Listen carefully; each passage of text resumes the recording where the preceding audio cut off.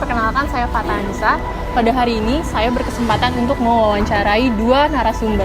Yang pertama adalah pelaku dari perundungan dan yang kedua adalah korban dari perundungan. Saya punya beberapa pertanyaan nih Kak. Kan katanya kakak ini pernah membuli nih. Kapan tuh kakak melakukan pembulian itu? Ya pokoknya kalau ada sesuatu yang menarik yang bisa dibully nih di sosial media ya ikutan nimbrung lah sama netizen. Oh jadi kakak tuh bulinya di sosial media bukan di dunia nyata. Itu kalau boleh tahu siapa tuh Kak? Contohnya satu atau dua orang yang pernah kakak penuhi komentar Instagramnya mungkin? Kalau dulu sih Lucinta Luna ya. Tapi karena udah semenjak dia masuk penjara jadi nggak ada beritanya. Sekarang saya lebih ngejulitin KKI sih ya.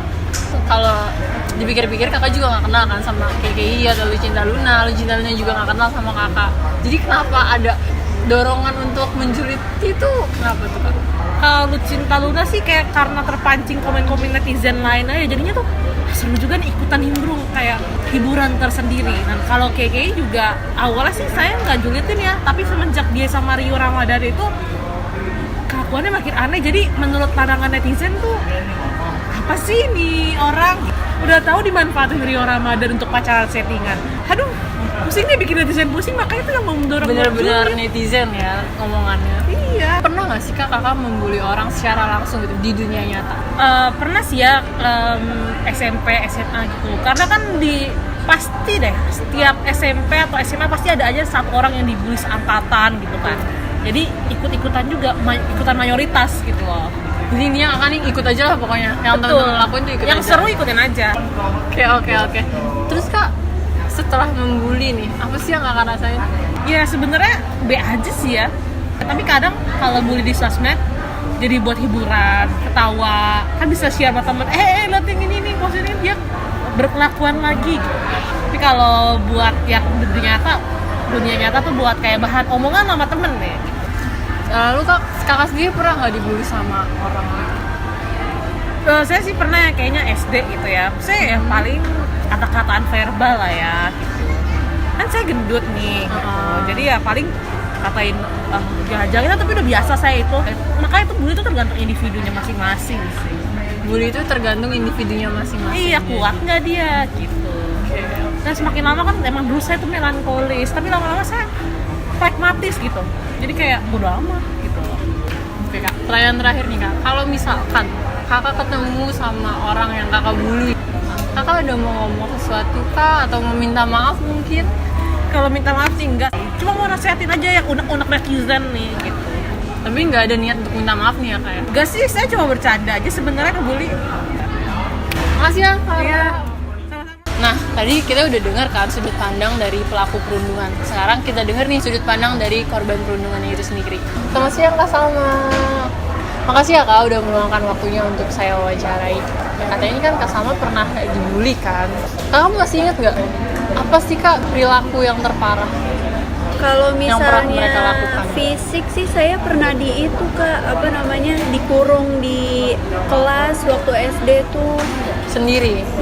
Terus udah gitu saya nangis dan saya tuh kesel gitu kan Kak sama gurunya karena geng tersebut tuh orang kaya lah ibaratnya gitu. Dan saya kan biasa aja. Jadi pas mereka melakukan itu tuh diem aja gurunya.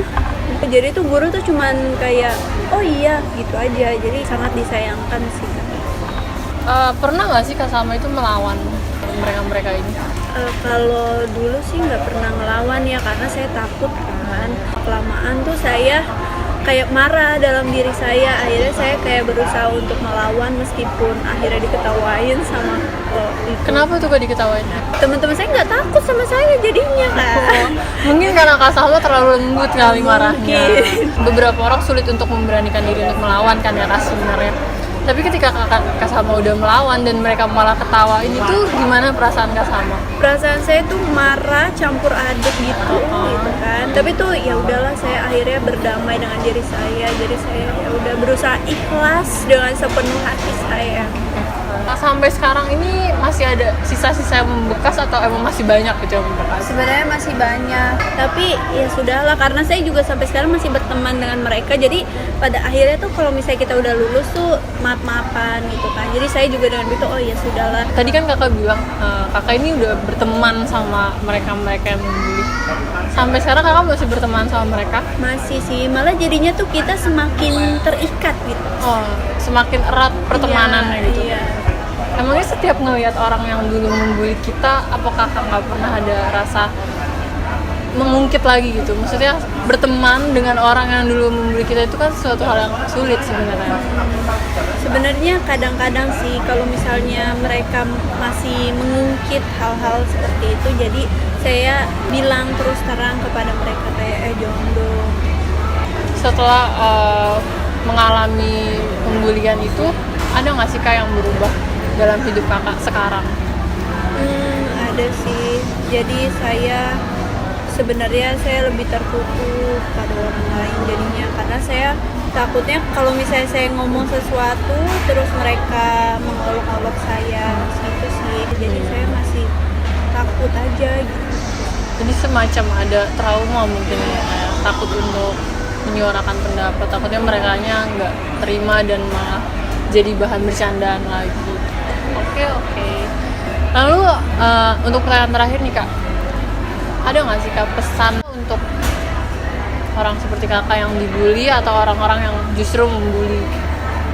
Untuk orang-orang yang membuli, udahlah kalian tuh jangan kayak gitu, jangan membuli-buli karena itu tuh ada dampaknya ke kita. Jadi mungkin menurut kalian tuh itu hanya bercandaan, tapi ngaruh banget buat kita yang menerima itu. Ya nggak tahu sih, mungkin karena saya pribadi seperti ini, mungkin ada juga orang lain yang oke aja dengan itu. Cuman menurut saya sih sangat disayangkan ya hal-hal kayak gitu.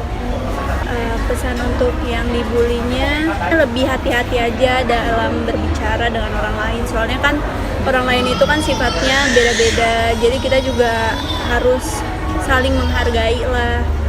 Oke, jadi pesannya itu dari Kak Salma sendiri, jangan pernah membuli orang sekecil apapun bentuknya, entah itu verbal atau fisik, karena efek yang akan diterima orang yang dibully itu sangat besar gitu ya. Mudah-mudahan dari wawancara yang akan saya upload ke YouTube nanti banyak orang yang menonton dan banyak orang yang mengerti dan memahami kalau misalkan membuli itu sekecil apapun bentuknya tidak pernah dibenarkan. Makasih ya Kak untuk waktunya. Oke, wawancara kita hari ini sudah selesai. Saya berharap wawancara ini akan banyak memberikan manfaat untuk masyarakat, terutama orang-orang yang pernah membuli dan pernah menjadi korban bullying. Terima kasih.